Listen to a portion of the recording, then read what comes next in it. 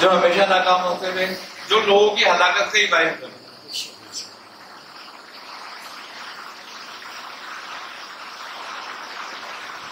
بھائی تم نے ایٹم بم بنایا، کیوں بنایا؟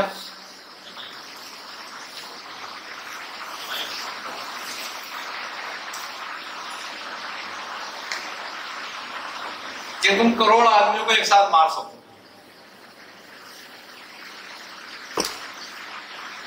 تو تمہارے علم میں شری پھیلایا نا، خیر کا لایا اس میں. ایک تو یہ ایسا ایٹم بم بناتے قبرستان میں مارتے سارے مردے اکٹھے ہو جاتے. زندہ ہو مرنے کسی کو نہیں دیں گے. ہم نے ایسا ایٹم بم بنا لیا تو سمجھ میں آتی ہے چلو خیر کی کوئی بات کرنا ہی.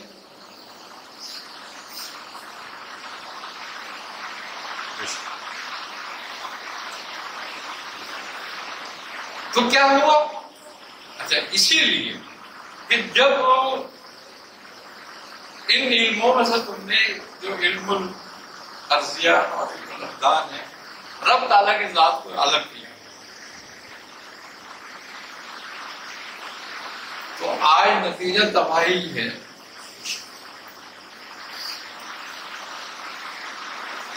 کیونکہ جب جس چیز سے رب نکلتا ہے وہ شر رہ جاتا ہے.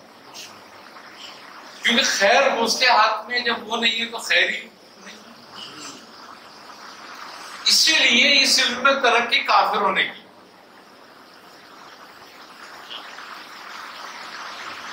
شر ان کے ہاتھ میں.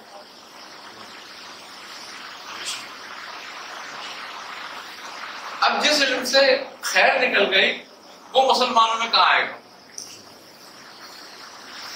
اس میں مسلمان کیسے ترقی کریں گے؟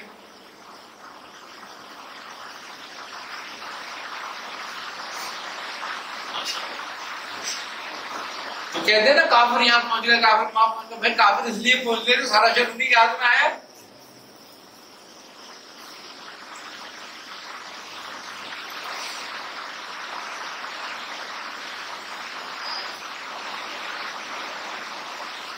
کوئی مسلمان، کوئی ایمان والا جو ہے وہ کیبنٹ ہو سکتا ہے؟ نہیں ہو سکتا. وہ مولد ہو سکتا ہے؟ نہیں ہو سکتا. اور کمال بات یہ ہے کہ پہلی صدی کے بعد، تیسری صدی کے بعد، ہمارے اسلام کی تیسری صدی کے بعد جو لوگ آئے مسلمان صاحب ہیں، ان کی آپ ہسٹری پڑھ لو آج تک کی، کوئی بھی مومن نہیں، سب مولد ہو گئے.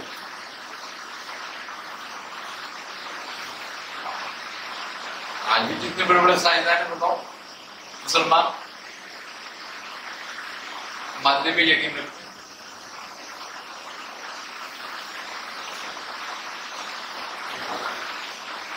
الحاد موجود ہے. کیوں؟ کہ دنیا شر کی طرف جا رہی ہے، آخر کی طرف جا رہی ہے، لپیٹنے کی طرف جا رہی ہے. جب لپیٹا جاتا ہے نا تو پھر اس کا ایک ریزن بنتا ہے. اور ریزن کیوں بن رہا ہے اس کا؟ تم جو مادی ترقی کر رہے ہو، اخلاق سے گر رہے ہو.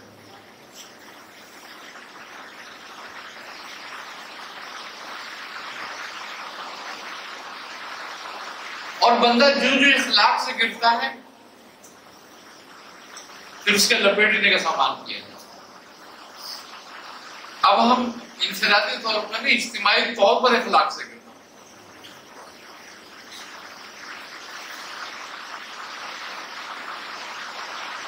لیکن آج بھی وہ صفت کار فرمایا رحمان کی کہ انک لا تخلف الميعاد، وہ اپنے وعدے سے نہیں کرتا.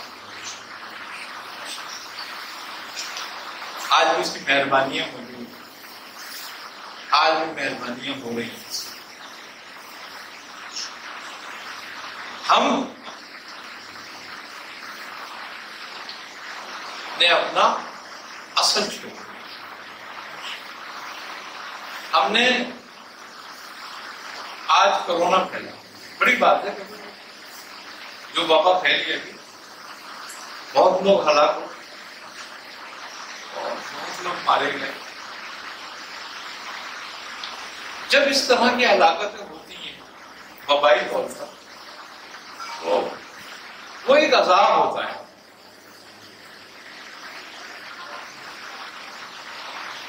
اور عذاب کبھی بھی لڑ کر نہیں ٹلتا، توبہ سے ٹلتا. آج کورونا کے خوف سے تو تم نے منہ چھپا لیا، خدا کے خوف سے نہیں چھپایا.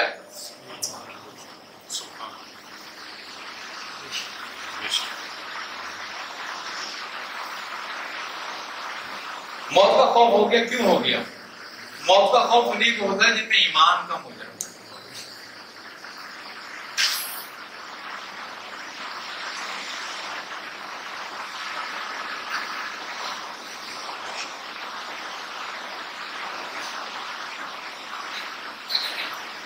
آج ساری دنیا مجمع کر رہی ہے.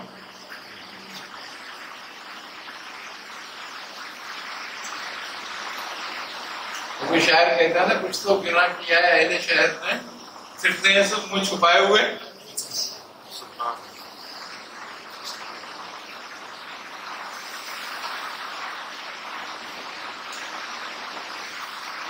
اب ایک بات بتاؤ، ہمارے لیے شفا کا مقام، شفا کا مقام جو ہے مکہ تھا، مدینہ تھا، مسجدیں تھی، ہے نا؟ یہ بات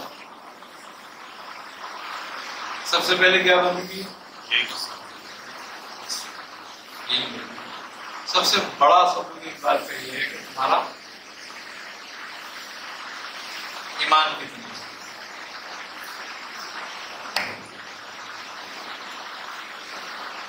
اب اس پر تم بہت ساری تبدیلیں لا سکتے ہو کہ جان بچانا یہ، جان بچانا وہ، جان بچانا وہ. ساری جان بچانا ہے. کب تک بچاؤ؟ چلو جان بچانا فرض ہے، بچایا تم نے، لیکن گناہ سے بچنا بھی تو فرض ہے نا. تو گناہ سے بچ رہا ہے.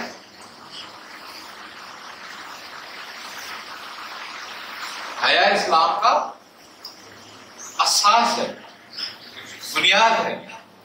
ذوق کتنوں کا ہے؟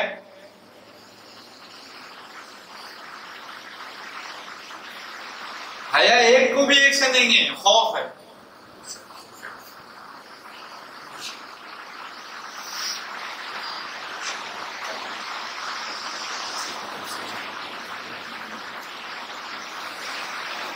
بات ساری یہ ہے کہ وہ اس کے باوجود بھی تم پر مہربانی کرا. صفت رحمان اپنا کام کرے.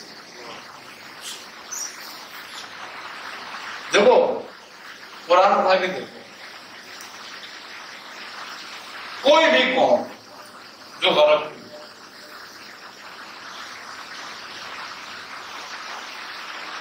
وہ اس بات پر ہوئی کہ وہ عبادت نہیں کرتی. کوئی قوم ایسی بات پر غرق ہوئی کہ وہ نماز نہیں پڑھتے تھے، وہ روزہ نہیں رکھتے تھے، وہ حج نہیں کرتے تھے، وہ زکات نہیں دیتے تھے، کہ غرق کرتی ہے. کون سی قوم ایسے غرق ہوئی ہے جو حج نماز روزے میں غرق ہوئی ہے؟ جو قوم پر عذاب آیا ہے اخلاق کی پستی کی وجہ سے آیا. کہ جب وہ اخلاق کی پستی میں چلے گا تو عذاب آئے. اور خوبی کی بات یہ کہ ان میں انفرادی پستیاں تھیں. کوئی قوم ایسی تھی جو کم تولتی تھی، اس پہ کم تولنے پہ عذاب آ گیا. کوئی ہم جنس پرست تھے،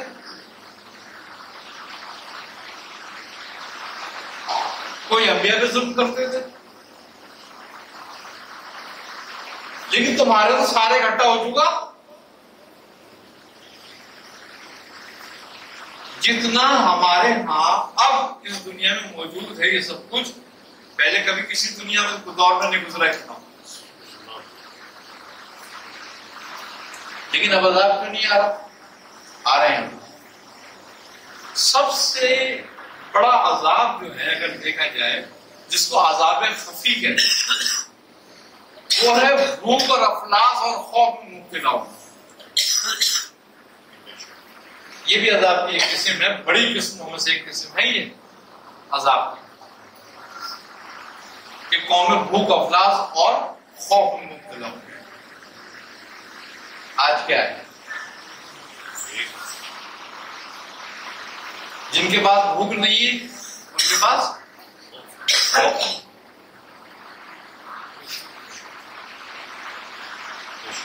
جن کے پاس خوف نہیں ہے وہ بھوک میں.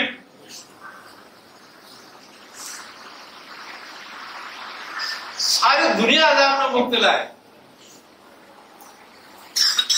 کسی کو جنگ کا خوف، کسی کو دہشت گردی کا خوف، کسی کو بیماری کا خوف، کسی کو سہنوں کا خوف، کسی کو رزق کی کمی کا خوف.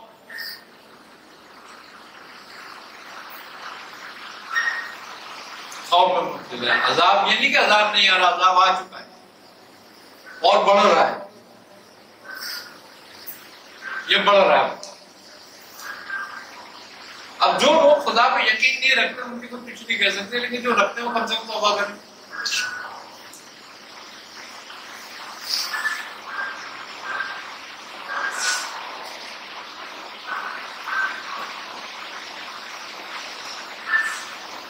ہمیں تو کم از کم توبہ کی ضرورت ہے نا. شوگر ہو گئی ہے، چینی نہیں کھاتے.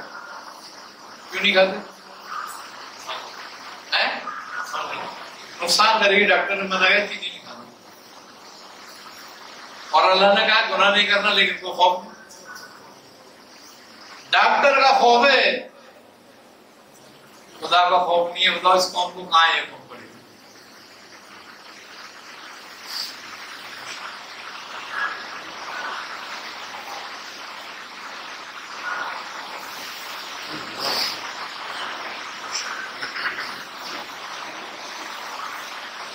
اللہ کہہ رہا مجھ سے ڈرو. یہی بات ہے کہ پناہ مانگ لوگوں کے رب کی، کہ جو حالت کو بدلنے والا ہے، جو پالنے والا ہے، جو تبدیل کرنے والا ہے، جب تو اس کی پناہ میں آئے گا تو اللہ تیری حالت بدل دے گا، جو خوف سے نکال دے گا،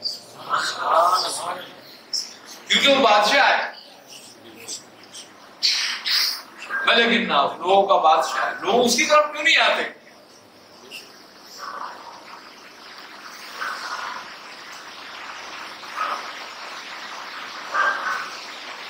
اسی لیے قرآن کو بسم اللہ الرحمن الرحیم شروع کیا کہ بسم اللہ کی جو سرے حرف ہے وہ با ہے.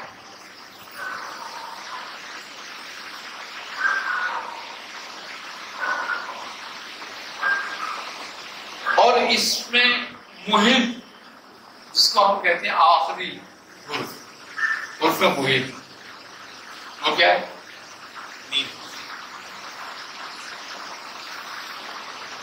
تو با جو ہے وہ بشر کامل سے ہے.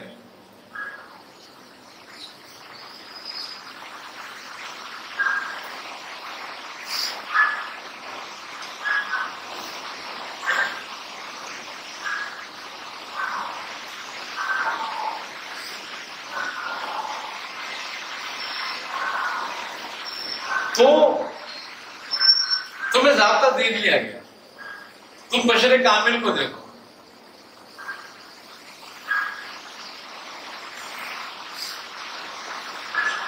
کہ اس کا طریقہ ہی تمہارے لیے جان.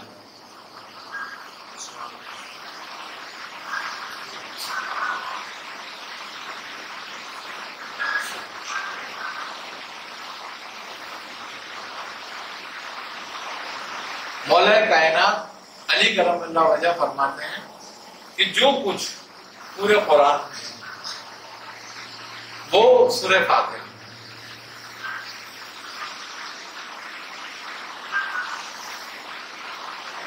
اور جو کچھ سورہ فاتحہ میں ہے وہ بسم اللہ الرحمن الرحیم، اور جو بسم اللہ الرحمن الرحیم میں وہ اس کی با میں، اور جو کچھ اس کی با میں ہے وہ اس کے نقطے میں، اور جو وہ نقطہ کون ہے آپ فرماتے ہیں وہ نقطہ میں.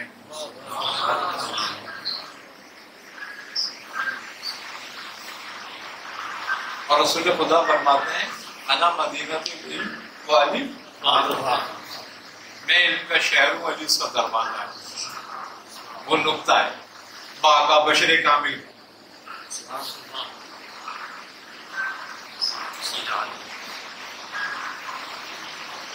تو بسم اللہ الرحمن الرحیم میں کیوں ہے؟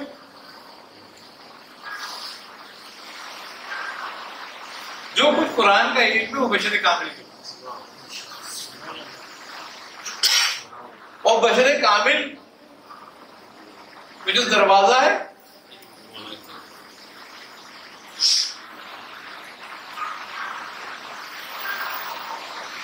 تو نجات بندے کی پورا قرآن کس کی طرف اشارہ کر رہا ہے؟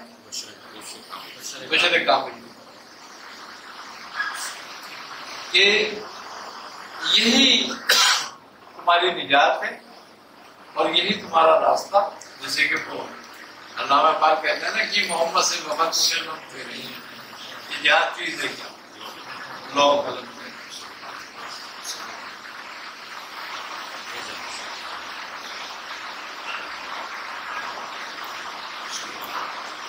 بات یہی کہ خدا نے جس پہ مہربانیاں کی ہیں وہ وہی نور بہتا.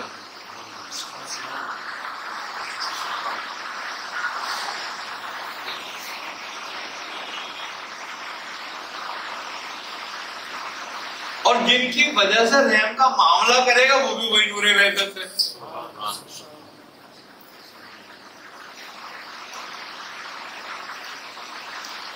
اسی لیے وہ دنیا میں ہادی ہے اور آخرت میں شامل ہے.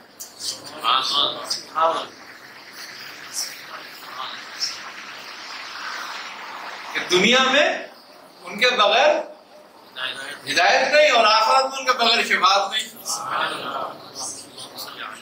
یہ بشر کام ہے.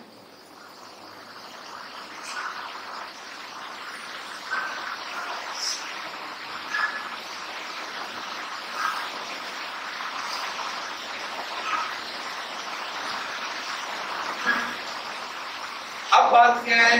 اب بات یہی ہے کہ ہم چونکہ مادہ پرست ہیں.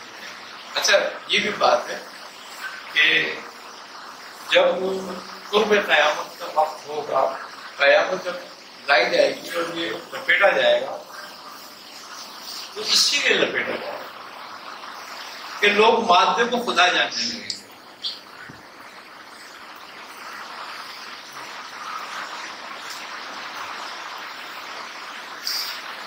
کیا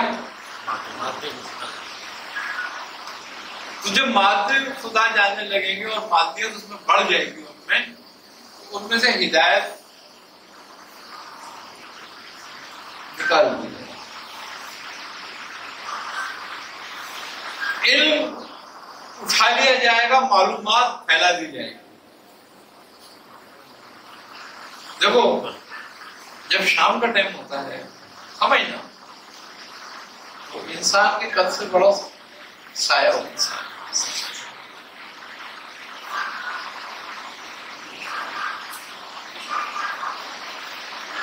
ہو جاتا ہے. وہ کہتا ہے کہ جہل و خرد نے یہ دن دکھایا. جہل و خرد نے یعنی کہیں عقل نے اور کہیں گمراہی نے. جہل و خرد نے یہ دن دکھائے، گھٹ گئے انسان بڑھ گئے سائے. علم مفقود ہو جائے گا اور معلومات بڑھا دی جائے. معلومات میں یہ ہوگا کہ ہر آدمی عالم ہوگا اور جو عالم ہوگا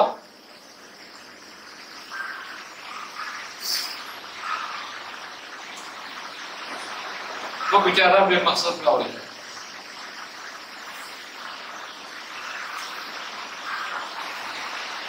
علم آہستہ آہستہ اٹھا لیا جائے.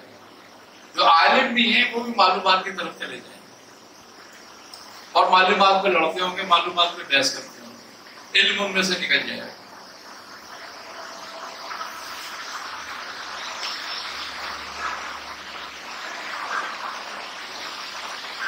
علم حقیقت ہے، اس کا رد کیسے؟ معلومات کا رد ہے نا کہ تجھے غلط پہنچی. مجھے صحیح پہنچی.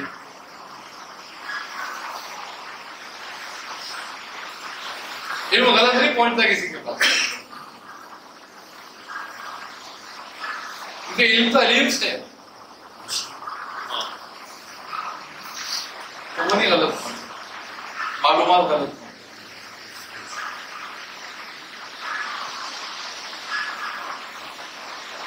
معلومات بڑھتی ہے، علم محفوظ ہوتا ہے. اسی لیے ہے نا آخر میں قرآن اٹھا لیا جائے،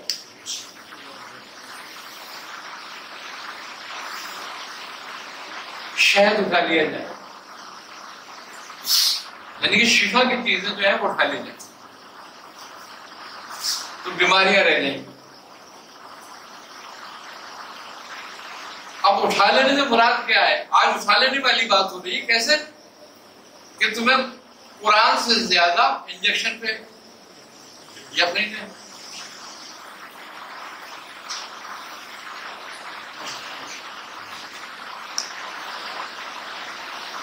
کوئی کہتا ہے اگر یہ کہ بھائی علاج بھی کرو، یہ دم بھی کرو، کہنے دم کیا کرے گا؟ تھوڑی بات ہو چل ڈاکٹر کے، ہے نا یہ بات. اچھا، انبیاء علیہ السلام میں اور عام لوگوں میں کیا فرق ہوتا ہے؟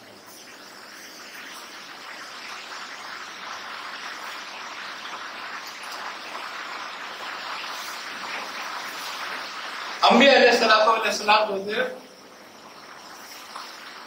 وہ صاحب دعا تھے، اور بندے جو ہیں وہ صاحب تقدیر وہ تدبیر. جب نبی پہ کوئی پریشانی آتی تھی وہ کس سے رجوع کرتا تھا؟ اللہ تعالیٰ سے. مسلم جا کے پڑھ جائے، دعا کرتا ہے میرے رب. سامنے پوری نمرود کی فوج اور حضرت ابراہیم دعا کر رہے ہیں، کوئی ساتھی نہیں ہے. عقل کی بات ہے کہ اس کو دعا کرنے والی بات ہے، ہتھیار اکٹھا کرنے والی نہیں، کیونکہ صاحب دعا ہے، ان کو اسی کام کے لیے مقصود کیا گیا ہے. اور ان کی فطرت میں یہ بات ہے کہ وہ تدبیر سے پہلے رب کو دیکھتے ہیں، اس کی مرضی میں. پھر رب حکم کرتا تھا کہ یہ تدبیر کرو. اب رب نے ابراہیم کے لیے مدد کری، اب نمرود کہتا تھا بتائیے یہ سبق بھی اپنے رب کو یاد کر رہا ہے، اس سے کون بچائے گا مجھ سے اس کو؟ اس کے بعد لشکر پورا، آپ نے دعا فرمائی، اللہ نے قبول فرمائی، ابراہیم تیری مدد کریں گے. مچھر بھیج دی.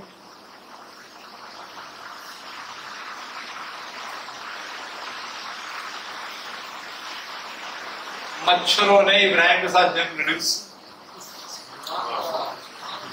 اور کیا کرا غارت اس کو کس طریقے سے اس کی فوج کو.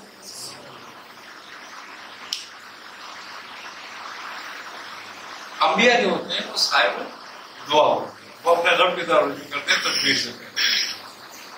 بندے جو ہوتے ہیں وہ پہلے تدبیر کرتے ہیں، بعد میں دعا کرتے ہیں. جب تدبیر ناکام ہو جاتی ہے یہ پہلے تدبیر کرتے ہیں. جبکہ فطرت یہ ہے کہ پہلے تو رب کو یاد کر پھر تدبیر کر. تو انبیاء فطرت کے مطابق چلتے ہیں، اس لیے کامیاب ہوتے ہیں. ہم غیر فطری طور پہ چلتے ہیں، اس لیے ناکام ہوتے ہیں، ہماری زندگی فیل ہوتی رہتی ہے. جب دعا کے ساتھ تدبیر ہو، پہلے دعا اور پھر تدبیر ہو، تو اللہ سیدھا راستہ دکھاتا ہے. ورنہ اگر خدا کو یاد نہ کرو مشکل میں تو شیطان آ جاتا ہے کہ میں تیرا مددگار. تو یہ تدبیر کر، یہ تدبیر کر. اب بندہ پھنستا چلا جاتا ہے، آخر میں پوری طرح پھنسا دیتا ہے، پھر کہتا ہے کہ بھائی تو نہیں کری تھی، میں نے تھوڑی کری تھی، میں تو جا رہا ہوں اب تو بول. یہ تدبیر ہوتا ہے کہ بندہ غلط راستے سے ظلم پہ آ جاتا ہے.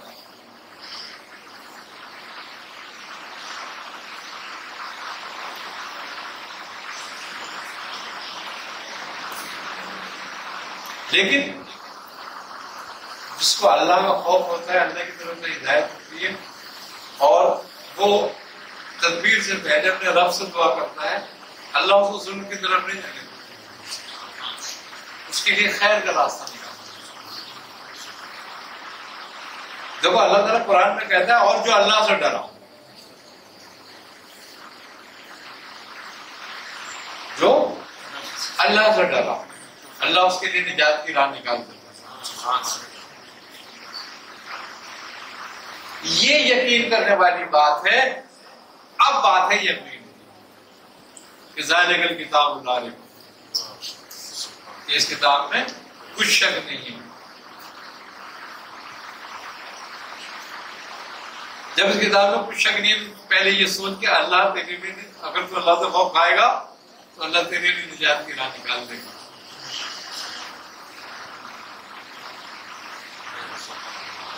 ہم میں سے کون ہے جس بات میں عمل کرتا ہے کہ جب کوئی آفت آئے وہ نستعین بالصبر والصلاۃ،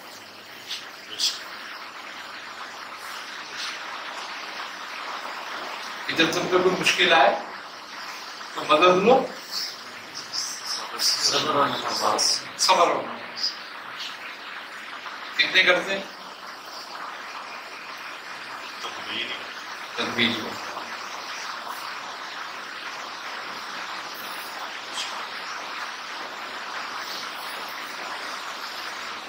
تو بات کیا ہے؟ بات اللہ کی ذات پر بھروسے.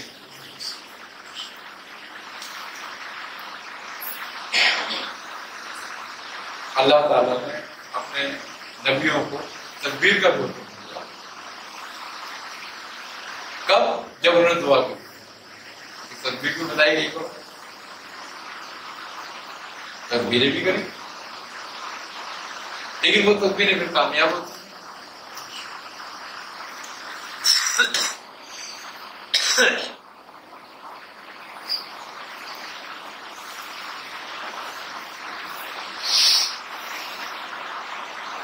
اب کہتے ہیں کہ جو پہلے اونٹ باندھو پھر اللہ پہ بھروسہ کرو، ہے نا؟ حدیث ہے یہ باقاعدہ. تو حدیث کس کے لیے؟ انہی لوگوں کے لیے ہے کہ جن کو خدا کی ذات پر اس طریقے سے توکل نہیں ہے، درجے کے حساب سے، کہ عوام الناس کو غلطی نہ کرے. اس لیے یہ سمجھا دیا گیا کیونکہ عوام الناس کا توکل اس کمال پر نہیں ہوگا.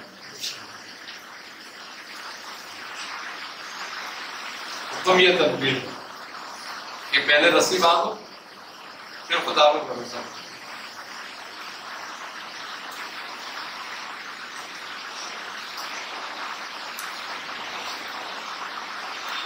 تو ہمارے ہاں ہماری جو کمزوری ہے وہ یہی ہے کہ ہم دعا تک نہیں جاتے. اس کی وجہ یہ ہے دعا تک نہ جانے کی کہ ہم جو لقمہ کھاتے ہیں نا پہلے اس کو غور کریں کہ وہ کون سا ہے.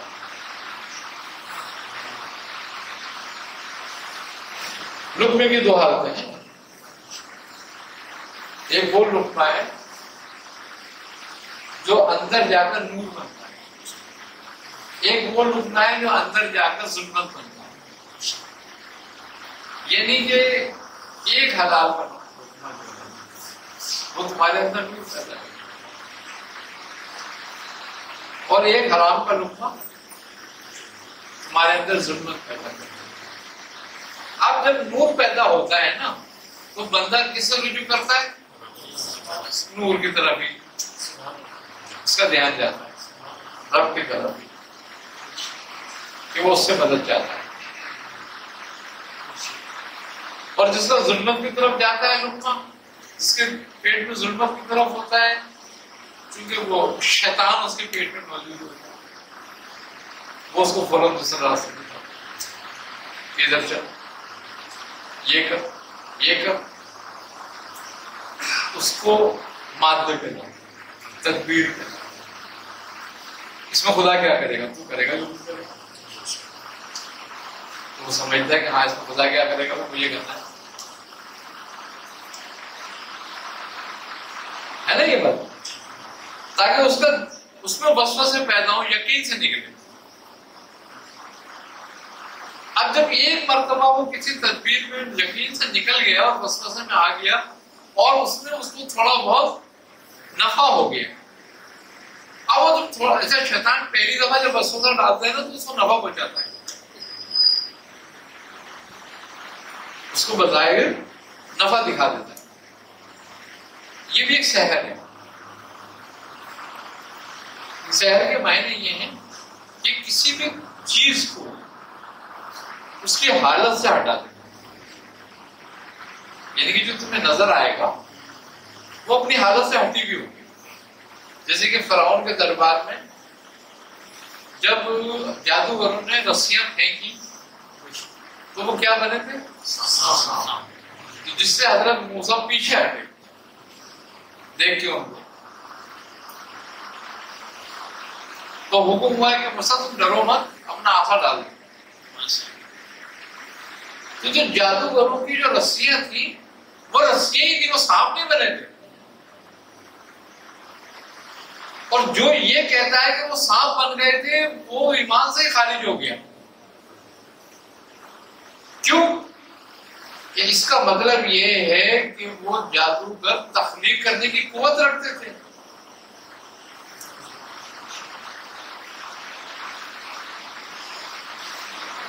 اب جب ایک کافر اگر تخلیق کی قوت رکھتا ہے تو خالق کی تخلیق کیا کہتے ہیں؟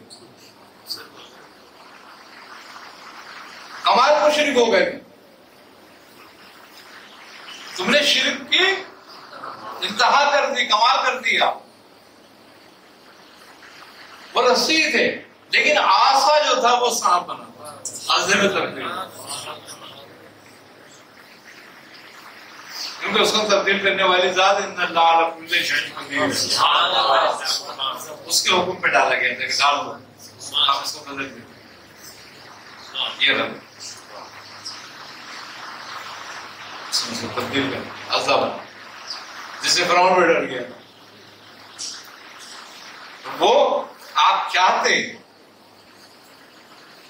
اللہ سے دعا کرتے اور اللہ اسی وقت وہ عذاب فرعون کو بھی نکل لیتا، اس کے پورے دربار کو نکل جاتا، لیکن وہاں یہ مقصود نہیں تھا، ابھی اور چلانا تھا آگے، وہیں سب کو ختم ہو سکتا ہے۔ خالی جادوگروں کو یہ احساس ہو گیا،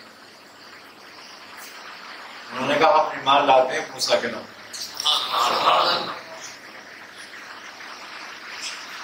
کیونکہ ہم نے جو یہ دیا تھا وہ دھوکا تھا اور یہ تو حقیقت ہے۔ باقی موسیٰ کا رب جو ہے سچا رب، ہم اسی پر ایمان لاتے ہیں۔ سحر جو ہے وہ کسی بھی حالت چیز کو جو ہے نا وہ اس کو اصل حالت میں نہیں دکھاتا، اس کی حالت کو تبدیل کر کے دکھاتا ہے۔ یہ تمہاری آنکھوں پر ہوتا ہے، تمہارے ذہن پر ہوتا ہے۔ جادوگر جو کہہ رہا تھا یہ ہے تو تم سمجھ رہے ہو تو وہی ہے۔ تو اسی طرح ابلیس تمہیں منافع دکھاتا ہے، کہتا ہے منافع ہو گیا، دیکھ تجھے فائدہ ہو گیا، تم وہی دیکھ رہے ہو، تو فائدہ سے تو فائدہ نہیں ہوتا۔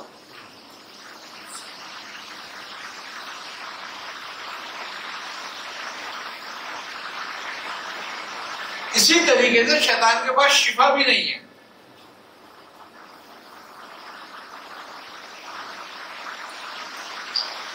جو بد کلمات سے، جو شیطانی عملوں سے جو شفا نظر آ رہی ہوتی وہ شفا نہیں ہوتی، وہ دھوکہ ہو رہا ہوتا ہے۔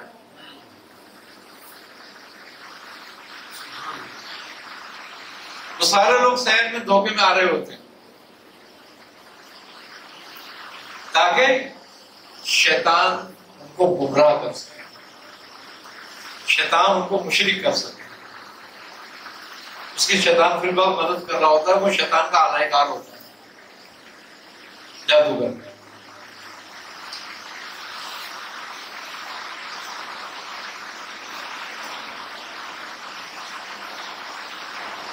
شفا اللہ ہی کی طرف، اسی کے ہاتھ میں، اس نے کسی شیطان کے ہاتھ میں نہیں دی۔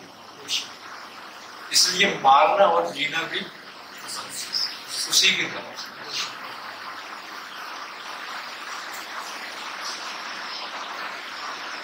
اب جب مارنا اور جینا بھی اسی کی طرف سے ہے، شیطان کی طرف سے شفا بھی نہیں ہے، شیطان کی طرف سے منافع بھی نہیں ہے، شیطان کی طرف سے منافع بھی نہیں ہے، اور سب سے کمال نقصان جو تمہارا شیطان کی طرف سے ہوتا ہے وہ کیا ہوتا ہے؟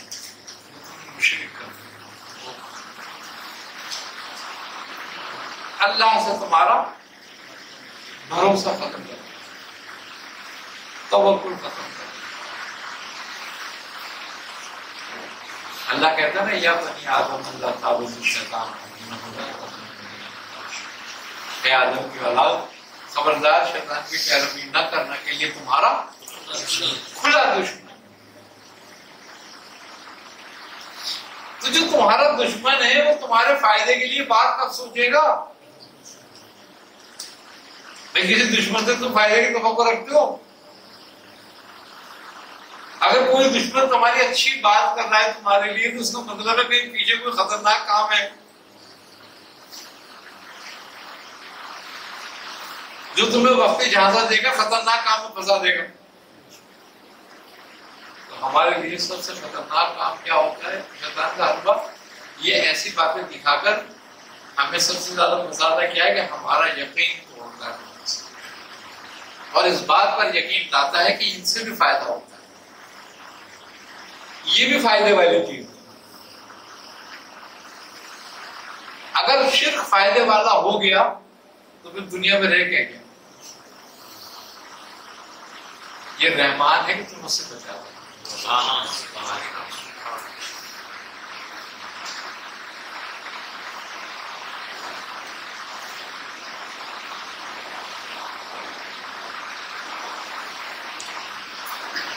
حضرت یہ ذریعہ تو اولیاء ہوتا ہے، اولیاء نہ ہو، ان کی ہدایت نہ ہو تو ہم تو کیا؟ دیکھو اللہ تبارک و تعالیٰ فرماتا ہے نا کہ اللہ ہی کے لشکر زمین اور آسمان، تو اولیاء اللہ کے لشکروں میں سے، اور یہ اللہ تعالیٰ کے سب سے طاقتور لشکر انبیاء کے بعد۔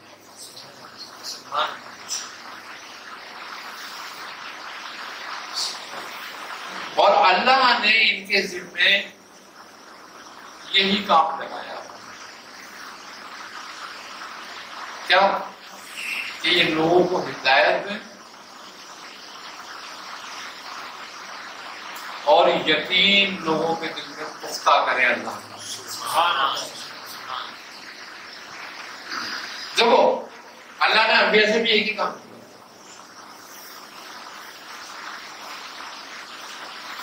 اور وہ کیا لیا کہ جو نبی اپنی قوم کی طرف آیا اس نے کہا لا الہ الا اللہ، کیا بولو؟ لا الہ۔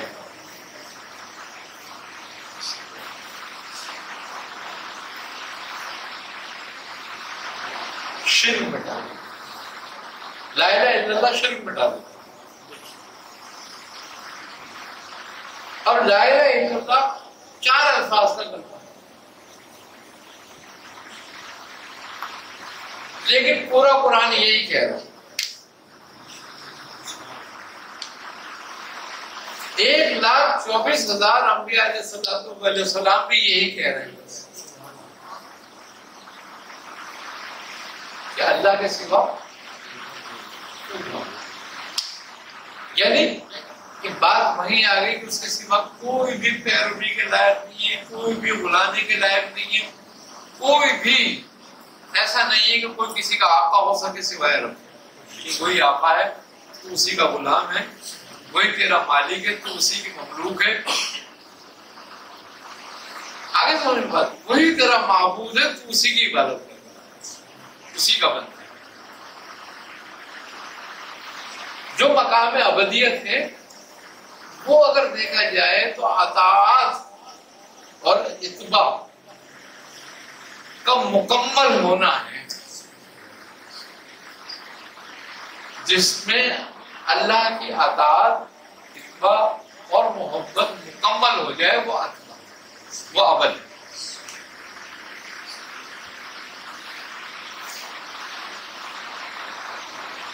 اور اللہ تبارک و تعالیٰ کی نوازشات اور مہربانیاں بھی ابد کے لیے.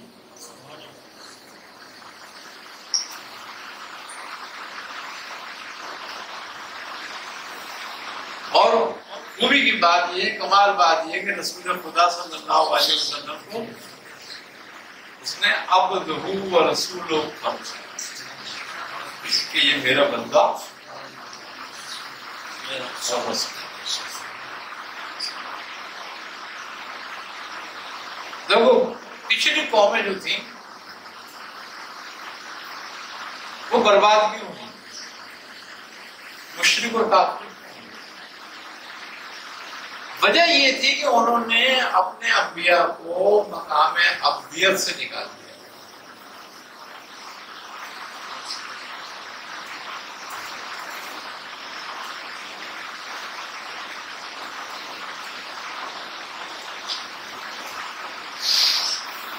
جب تم نے اپنے ہادیوں کو ہی مقام عبدیت سے نکال دیا، ہادی کو کہ جس کی وجہ سے وہ ہادی تھا، یعنی کہ ان کا جو مرتبہ تھا عیسیٰ علیہ السلام کا، عزیر علیہ السلام کا، موسیٰ علیہ السلام کا جو مقام تھا، مرتبہ تھا، وہ ان کے ابد ہونے میں تھا.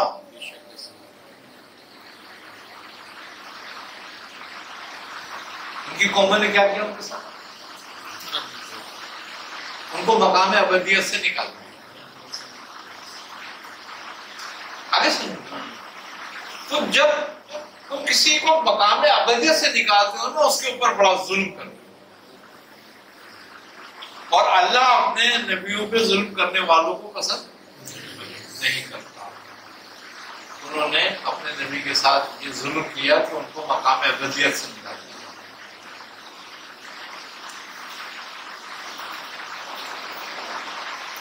تو ہمیں یاد دلایا کہ یہ میرے بندے اور رسول ہیں.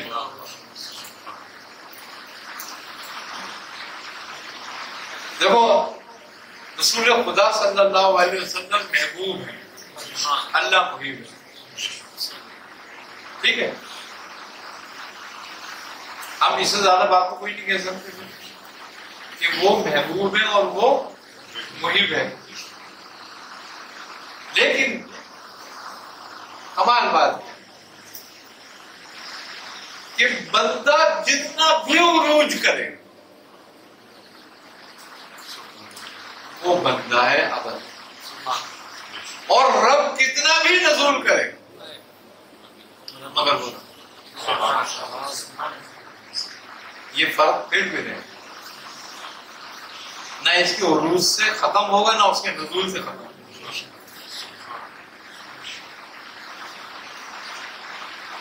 تو ہمارے رسول خدا صلی اللہ علیہ وسلم کے جو مقامات ہیں، جبکہ اللہ تبارک و تعالیٰ فرماتا ہے وَرَفَعْنَا لَكَ ذِكْرَكَ، ہم نے آپ کے ذکر کو، اب یہ رب کے کلمات ہیں کہ ہم نے آپ کے ذکر کو بلند کیا. بندے کے نہیں، بندے کی عقل کا ہی حد ہے کہ کتنا کیا. رب کی کیا حد ہے کلمات کو بلند کرنے کی؟ تو وہی جانتا ہے اپنی شان کے مطابق کہ اس نے کتنا کیا. ہم تو عقل کے مطابق جانتے ہیں. مگر پھر وہی بات ہے کہ اس نے اتنا بلند کرنے کے بعد پھر فرمایا کہ رحمت للعالمین، ہم نے ان کو جہانوں کے لیے رحمت بنا دیا. یعنی کہ جہاں تک میری ربوبیت وہاں تک ان کی رحمت ہے. وہ رب العالمین اور وہ رحمت. یہ تمام صفتیں بیان فرما دی، مگر پھر کہہ رہا ہے عبدہ و رسولہ، یہ میرے بندے ہیں.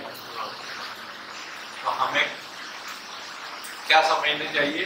یہ سارے مقام جو ہے مقام بندگی میں، مقام ربوبیت میں نہیں.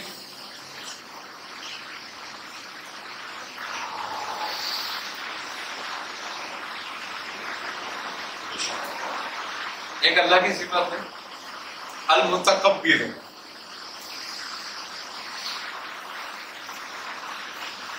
ہے نا. بتاؤ کسی کے لیے پسند کرتا ہے؟ جو کمال پر رہے گی تو صفت ہی ہے نا کیا کسی نبی کے لیے پسند کرتا ہے؟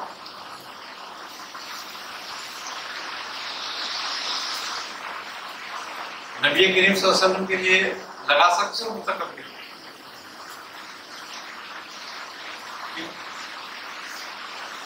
یہی فرق ہے ربوبیت اور ابدیت۔ ایک صفت ہی پسند نہیں کرتا نا کسی کے لیے اپنی، ایک صفت ہی خالی، تو باقی صفتوں کو کیسے پسند کرے گا؟ بس وہ جو پسند کری وہ لگاتا گیا، رؤوف بھی کہا، رحیم بھی کہا۔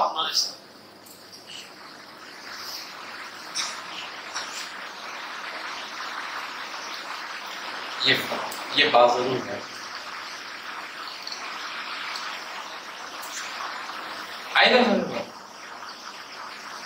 جب تک ہماری سمجھ میں یہ بات نہیں آتی کہ مقام ربوبیت اور مقام ابدیت کیا ہے، جب تک کچھ سمجھ میں نہیں آتا،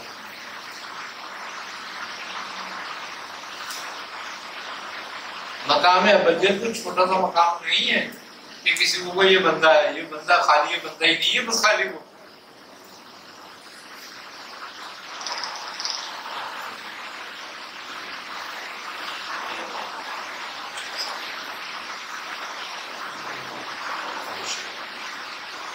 آگے سن بات،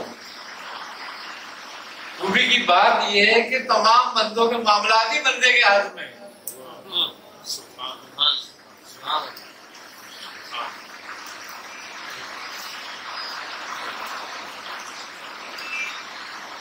کہتا ہے نا قرآن میں کہ اور اے نبی ہم آپ کو خوش کر دیں گے۔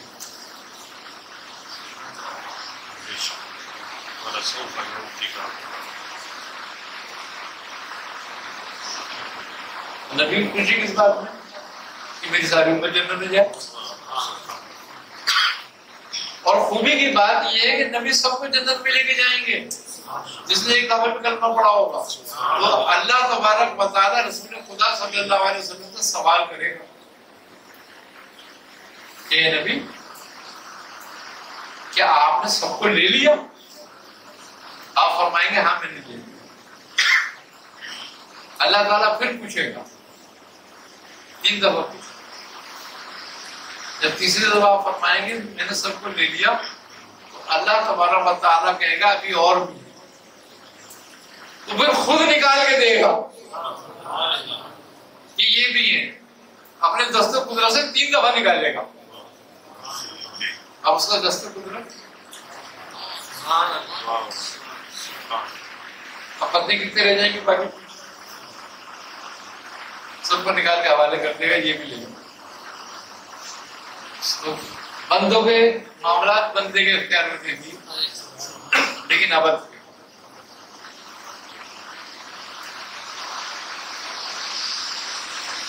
تو اس نے کہہ دیا تھا کہ میں زمین پر اپنا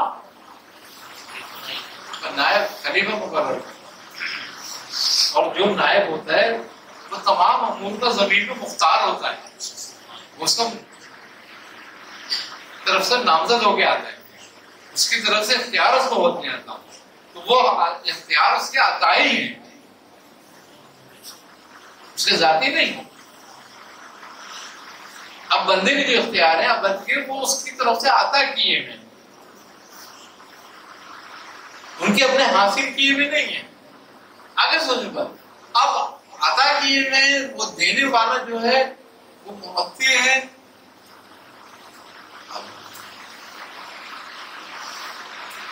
وہ کسی سے پوچھ کے دے گا،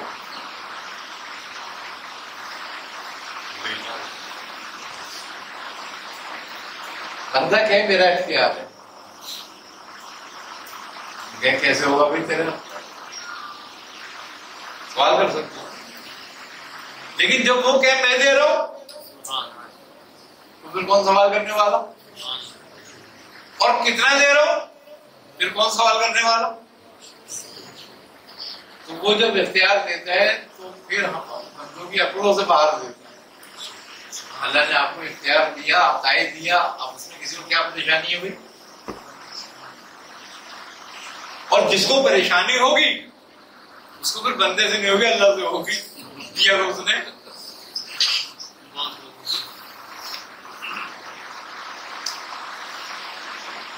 اور جو اللہ سے پریشانی رکھے گا وہ اللہ سے پوچھے گا نہیں پھر تجھے میری عطا پہ کیا پریشانی ہے، آجا تو پھر اس کا مطلب تو بھی اسی کے ساتھ ہے جس کو پہلے ہوئی تھی پریشانی۔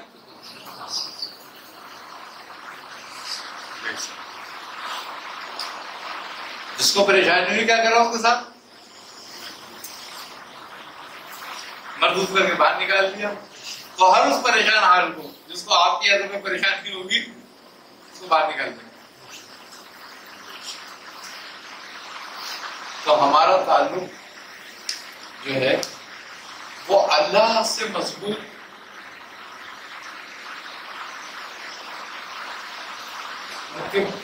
بندے کے ذریعے